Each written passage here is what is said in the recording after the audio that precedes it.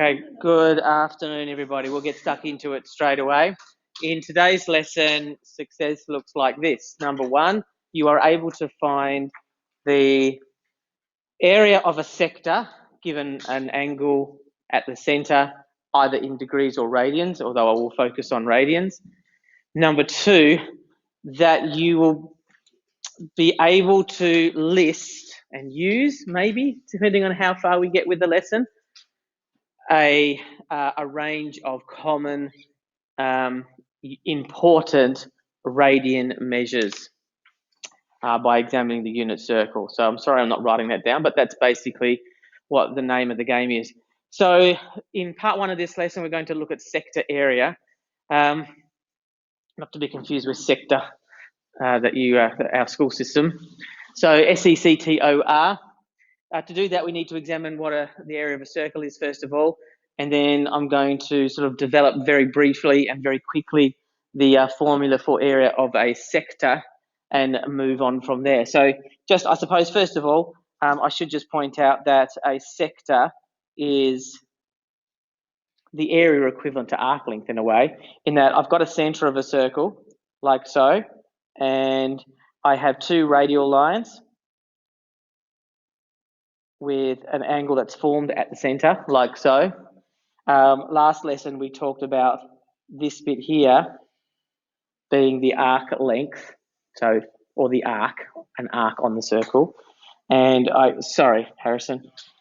And then this bit in here, the shaded area here, that's called a sector. Okay, so it's like, in Trivial Pursuit, you have the circle with the little pie pieces in there. Those little pie pieces are sectors of a circle. And so the measurement of space in that sector is called the sector area. So I'll write sector in there. I'll call it sector area, but yeah, sector is the space, sector area is the measurement of it. Any questions on that? Cool, good start then. Excuse me. So let's start by looking at the area of a circle. I'm going to work in abstracts as much as I can to make the theory part pretty straightforward. So a circle has radius r, and the area is, thank goodness, two people could call it out loud. A couple of people could call it out loud. A couple of people might have not been able to remember. A couple of people couldn't be bothered. Pi r squared is the area. What about if I said on this circle here, oh man, they're getting worse, these circles. This circle here, this is a quarter circle, like so. So if I ask you to find out the area of the quarter circle, oh gosh, I mean to do that. So this area here, then the area would just be a quarter of pi r squared, wouldn't it? Is that okay? All right. So it's a quarter because we can clearly see it's a quarter circle. But what we don't know is if I have a look at this sector here, this is just a little example, then what we don't know is what that fraction is off the top of our head. We don't know it. But we can work it out because the proportion of the circle here is directly relevant to the angle at the center as well. I'll show you what it looks like for a quarter circle so that it makes sense, but then we'll very quickly just abstract it again. So if I look at the angle at the center of a quarter circle, it's 90 degrees, right? So if I see 90 degrees, that's a fraction of the whole turn, which is 360, which is equal to 1/4.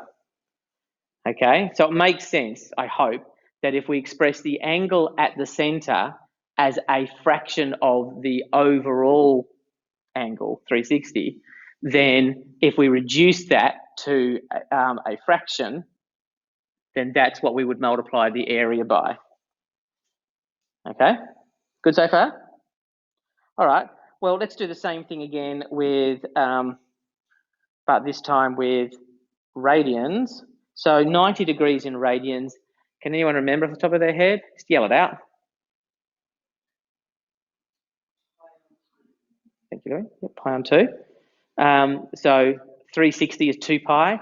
So half of that would be 180, which is pi. So half of that again would be 90, which is pi on 2, as Louis said. Thank you, Louis. So I got pi on 2. And as I said a second ago, the equivalent of 360 is, I just said it, yes, 2 pi, yes, yep. Okay, so the fraction is pi on 2 over 2 pi. And the only thing that makes that a little bit nasty is that sort of fraction over a fraction. So I'll just spell that out. That's pi on 2 divided by 2 pi, which is pi on 2 times 1 on 2 pi. And then the pi's cancel out, leaving me with, as we would hope, 1/4. Sorry, I could write that a little bit better, couldn't I? Okay, so whether we look at radians or whether we look at degrees, we're getting the same sort of fraction coming out. And that's pretty much all a sector is. Now, I'm going to develop the sector formula really quickly so that you can use it. Just like the arc length formula, it's assuming that theta is in radians for this formula to work. But ultimately, if you sort of understand it's really just finding a fraction, then you can't really go too far wrong. But anyway, we'll develop the formula anyway, so we can sort of see it. Just stop me if you're not too sure what's going on. And I'm not going to spend too much time on it because you will be given the formula in the formula sheet that you get in the exam. You're not required to understand why the formula works. I just feel if you have a basic idea of how it works, then you are bound to be able to utilize it a little bit more confidently. So the sector area formula basically says this. Okay, so for theta in radians, sector area is equal to theta over 2 pi. This is not the final end of the formula. I'm just going to develop it for you. Theta over 2 pi, so that's getting the fraction, times pi r squared. And I'm going to put pi r squared over 1 just so it looks like a fraction. So the pi's cancel out. And so we are left with theta r squared on top and 2 on the bottom.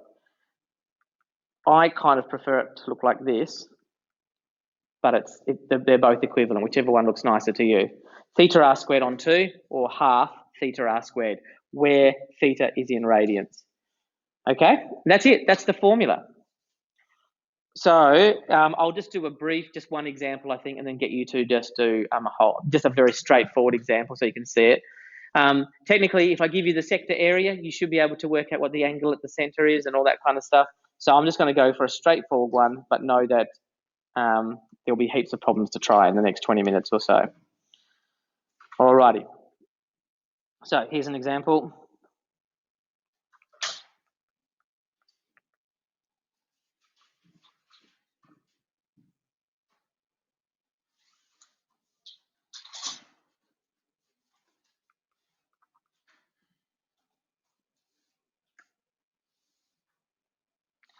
Okay, so here is a sector of radius 2 centimeter length, and the area is pi, so the angle at the center is pi on 6.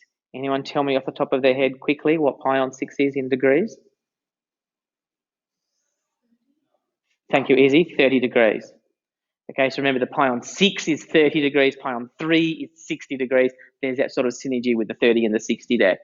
Okay, so example, 2 centimeters, pi on 6. So the solution is just simply area is equal to a half times pi on 6 times r squared. I'm just going to do the exact answer, I think. Sorry, I should have probably put r in straight away. This is a bit of a redundant step here. So times 2 squared. So I'm going to be able to do some cancelling down here. So we have, I'm just going to change colour. So 2 goes into 2 squared once, so that leaves 2 left over, and 2 goes into 6 3 times. So I am left with Let me see now. We've got a pi on the top and we've got a 3 on the bottom. So the area is pi on 3. Is that the correct answer? No, why not?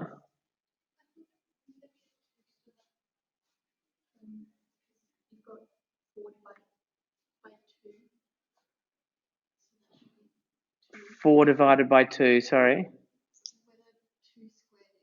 Yeah. Right, and then I cancel down the 2 and the 6 to get a 3. Or have I made a mistake? I could have made a mistake, but I cancelled 2 into 2 squared. That left me with 2. And then I cancelled 2 into 6 and left me with 3 on the bottom. Is that okay? I'm sorry if I jumped a few too many steps there. It's not still quite the right answer, though. What's missing? Thank you, Ashley. And whoever yelled out units then. Yep. Centimetres squared. Exactly right. Okay, so it's pi on 3 centimetres squared. And of course, if it was asking for an approximate answer and not an exact answer, then I would have been using a calculator at this point. No, sorry, this point, chucking it all into the calculator and getting an approximate answer and putting that down instead. Is that okay? I wouldn't go to pi on 3 and then convert it into a proper number. I'd probably just go straight for the calculator there. Does anyone have any questions about that? Last lesson, when I went through a few more examples, I did an example of where we start off with an angle in degrees instead of radians, and did an example of that. I don't think I'll do it this time because I think you probably have enough. You probably switched on enough to work out what to do. So I'm just going to quickly tell you where you need to. You're looking at exercise 11K again. I'm just going to write down what page number that's on.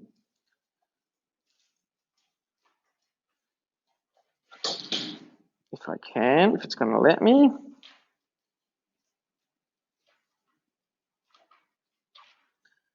Which it isn't. Sorry, it's just going a bit weird. What page is it? 390, 393, thanks. So exercise 11K is and was always a combination of arc length and sector area problems. Now that we've covered sector area as well, you should be able to tackle any of the questions in 11K. Maybe since you've just fresh with sector area right now, it might be good just to pick out the sector area problems for the next 10 or 15 minutes.